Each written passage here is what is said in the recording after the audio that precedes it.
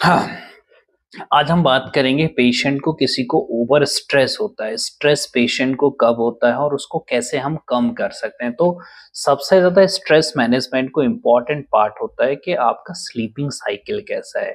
Sleeping cycle अगर आपकी ठीक है, सपोज़ किसी नॉर्मल जो स्लीपिंग पैटर्न होता है वो 7 से 8 घंटे का होता है।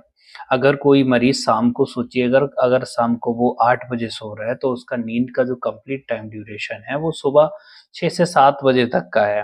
अब पेशेंट उसका इर्रेगुलर साइकिल क्या होता है कि एक दिन तो वो सो रहा है 8 बजे और दूसरे दिन सो रहा है वो 12 बजे, तो अगले दिन जाके वो उठेगा फिर वो 8 बजे। तो जो स्लीपिंग पैटर्न है ना मरीज का, वो डिस्टर्बेंस होगा और जब स्लीपिंग पैटर्न डिस्टर्बेंस होता है तो जिसकी वजह से पेशेंट को इरिटेबिलिटी होने लगता है। और पेशेंट अगर काम पे जाता है या वर्किंग आवर्स में होता है, तो कोई कुछ उसको बोलता है तो और ज़्यादा पेशेंट को इरिटेबिलिटी होती है।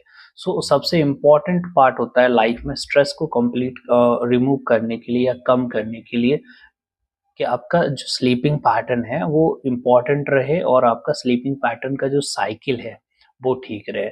दूसरा पॉइंट आता है पेशेंट को बहुत ज़्यादा इरिटेबिलिटी होती है उसकी C1 C2 वर्टिब्रा जो सर्वाइकल स्पॉन्डिलाइटिस जिसको कहते हैं, गर्दन में जब दर्द होता है, गर्दन का जो दर्द होता है वो कई बारी इस तरीके से जकड़ता है पूरा ऊपर तक यहाँ तक आ जाता है।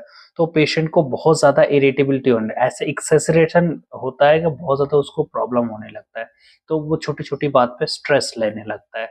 तो इसको कम करने के लिए अगर आपको सर्वाइकल स्पॉन्डिलाइटिस है या C1 C2 वर्टिब्रास पे आपको टाइटनेस होता है या चक्कर आता है, तो उसके लिए आप अपने नियरेस्ट अपने फिजियोथेरेपिस्ट से मिलें। तो ये दोनों पॉइंट बहुत ही इम्पोर्टेंट पॉइंट होते हैं। अगर पेशेंट का स्लीपिंग पूरा नहीं होगा, नींद उसको पूरी नहीं आ रही है, तब भी उसको छोटी-छोटी बात पे इरिटेबिलिटी होगी और पेशेंट को एकदम बहुत चिड़चिड़ापन फ़ील हो जाएगा। सेम अगर पेशेंट को C1 C2 वर्टिब्रा अगर गर्दन में सर्वाइकल स्पॉन्डिलाइटिस है और गर्दन की C1 C0 C1 C2 C3 vertebras जो होती हैं गर्दन में, अगर वो टाइट है मांसपेशियाँ वहाँ पे और उसकी वजह से फिर वो पूरा सर उसका जकड़ा-जकड़ा लगेगा, ऐसा लगेगा मेरे सर को कोई दबाता रहे, मुझे रिलैक्सेशन मिलता रहे, स्ट्रेस फ्री रहे। तो ये दोनों पॉइंट बहुत ही इम्पोर्टेंट होते हैं।